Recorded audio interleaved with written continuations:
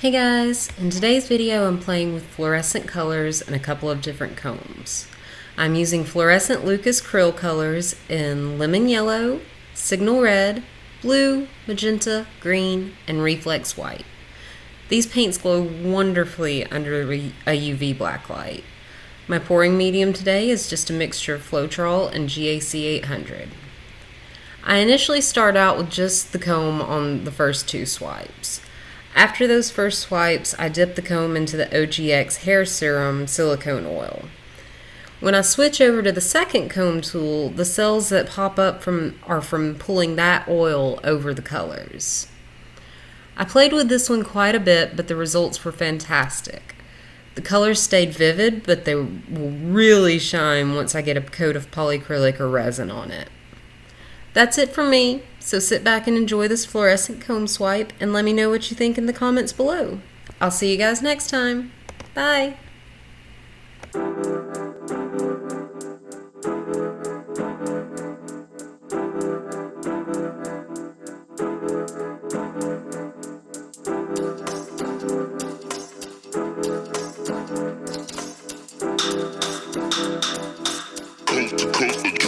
Next level.